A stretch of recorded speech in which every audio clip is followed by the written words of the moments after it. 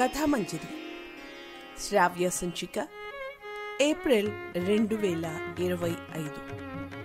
కథ జలనిధి. కలం లక్ష్మీ గాయత్రి గారు. గళం లలిత గోవిందరాజు.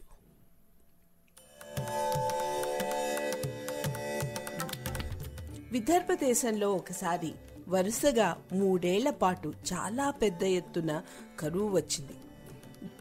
గిడ్డంగుల్లోని ఆహార ధాన్యాలు పూర్తిగా ఖాళీ అయిపోయాయి.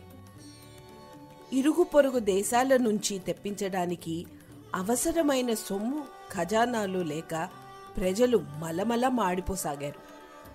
ఇలా ఉండగా ఎవరో రాజధానికి ఉత్తరంగా ఉన్న కొండ మీద కాళీ ఆలయంలో ఉన్న నిధుల్ని ఎవరైనా కనిపెట్టగలిగితే బావుణ్ణు, మన దరిద్రం తీరిపోతుంది అన్నారు. ఆ మాట క్షణాల మీద రాజ్యమంతటా వ్యాపించింది. రాముడు అనే కుర్రాడు ఆ మాట విని ఆసక్తిగా వివరాలు సేకరించాడు. విదర్భకు ఉత్తర వైపున యక్షిణీ శైలం అనే కొండ మీద ఎప్పటిదో చాలా పురాతనమైన కాళీ ఆలయం ఒకటి ఉంది. యక్షులు ఆ ఆలయంలో అంతులేని నిధుల్ని దాచారని చెప్పుకుంటారు. అయితే ఏ కారణం చేతునో గాని ఆ కొండ మీదికి ఎవరూ వెళ్లరు.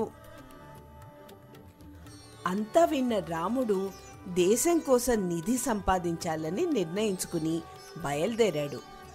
వాడు కొండ మీదికి చేరేసరికి చీకటి పడింది. వెన్నెల వెలుగులో ఆలయంలోకి చేరుకున్న రాముడు లోపల ఉన్న కాళీమాతకు భక్తిగా నమస్కారం చేశాడు. తక్షణమే వెనుక నుంచి భక్తి అమ్మవారి మీద, నిధి మీద అన్న ప్రశ్న వినిపించింది. రాముడు వెనుదిరిగి చూస్తే అక్కడ ఒక యక్షుడు కనిపించాడు. రాముడు అతనికి కూడా నమస్కారం చేస్తూ, నిధి అవసరానికి, భక్తి ఎప్పుడూ దైవం మీదే అన్నాడు. సహభాష్, నీ సాహసం వినయం బాగున్నాయి. సరే చూద్దాం.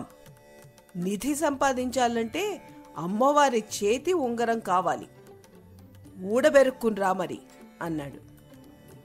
అవతలి వారు ఎవరైనా సరే అంత దురుసుగా ప్రవర్తించడం నాకు చేత కాదు. ఉంగరమే కావాలంటే తల్లిని ప్రార్థిస్తాను అంటూ భక్తిగా కళ్ళు మూసుకుని చేతులు జోడించాడు రాముడు. అంతలో యక్షుడే మళ్ళీ, నీ కోరిక న్యాయమైనదే గాని తీరా నిధి చేతికొచ్చాక నీలో స్వార్థం పుట్టదని నమ్మకం ఏమిటి? సంపద మహా చెడ్డది అన్నాడు. రాముడు చిన్నగా నవ్వి, మీ మాట అక్షరాల నిజమైనదే. పోనీ ఒక పని చెయ్యండి, నిధి నేరుగా మా రాజుగారి ఖజానాలో పడేలాగా చెయ్యండి, మీకు చేతగానిదేముంది అన్నాడు. ఆ మాటకు యక్షుడు కూడా నవ్వి, భళా, గొప్పవాడివిరా నువ్వు. సరే, ముందు ఉంగరం సంగతి చూడు అన్నాడు. రాముడు మళ్ళీ కళ్ళు మూసుకుని, అమ్మా కాళీమాత, మనిషి బతకడానికి ముఖ్యంగా కావలసినవి తిండి, నీరు. మా రాజ్యంలో పిల్లలు, ముసలివాళ్లు ఆకలి బాధతో విలవిల్లాడిపోతుంటే చూడలేక నేనిలా వచ్చాను. మమ్మల్ని కరుణించి మా దేశాన్ని సస్యశ్యామలం చెయ్యి అంటూ ప్రార్థించాడు. మరుక్షణం కాళీమాత చేతి వేలికి ఉన్న బంగారు ఉంగరం ఎగిరొచ్చి రాముడి చేతిలో పడింది. అది చూసి యక్షుడు నవ్వుతూ, అమ్మను మెప్పించావు, బాగుంది, వెళ్ళి ఆ ఉంగరాన్ని కోనేట్లో వేయి అన్నాడు. రాముడు ఆ ప్రకారమే చేశాడు. ఉంగరం పడిన వెంటనే కోనేట్లోంచి ఒక గాజు సీసా బయటికి వచ్చింది. దాని నిండా నీళ్లున్నాయి. రాముడు ఆశ్చర్యంగా ఆ సీసాను యక్షుడికి చూపించాడు. యక్షుడు నవ్వుతూ, నిధికి బదులు నీరు వచ్చిందేమిటనా? మేము ఎవరికి ఏ నిధి అవసరమో అదే ఇస్తాం, అంతేగాని రత్నాల పేరుతో రాళ్ళు రప్పలు కాదు. నీకు కావలసినది జలనిధి.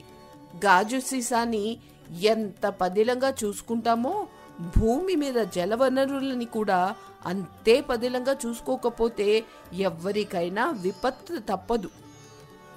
మీ రాజు మంచివాడే, కానీ ప్రకృతి సిద్ధమైన సహజ వనరుల్ని కాపాడుకోవడంలో అశ్రద్ధగా ఉన్నాడు. అందుకే మీకు కరువు వచ్చింది. ప్రస్తుతానికి ఆ నీరు దేశం నలుమూలలా చల్లండి. వెంటనే చెరువులు, నదులు నిండుతాయి, వర్షాలు పడతాయి. అయితే ఇక మీదట మాత్రం మీరు చెరువుల్లో పూడిక తీస్తూ, బావులు తవ్విస్తూ, కాలుష్యం లేకుండా చూసుకుంటూ మిమ్మల్ని మీరే కాపాడుకోవాలి. అంతేగాని మరోసారి ఇలా వస్తే నిధి మాట అలా ఉంచి అమ్మవారు కూడా కనపడదు నీకు. జాగ్రత్తగా వెళ్ళు అంటూ మాయమైపోయాడు. రాము, తెల్లవారిపోయింది లే అంటూ అమ్మ లేపుతుంటే మెలకువ వచ్చిన రాముడు ఇదంతా కళ అని ఆశ్చర్యపోయి, నిన్న మాస్టరు జలవనరుల్ని కాపాడుకోవలసిన ఆవశ్యకత గురించి చెప్పారు కదా, కలలో యక్షుడు కూడా జలనిధి జాగ్రత్త అనే చెప్పాడు అనుకుని నవ్వుకుంటూ లేచాడు. కథామంజరి శ్రావ్య సంచిక ఏప్రిల్ 2025.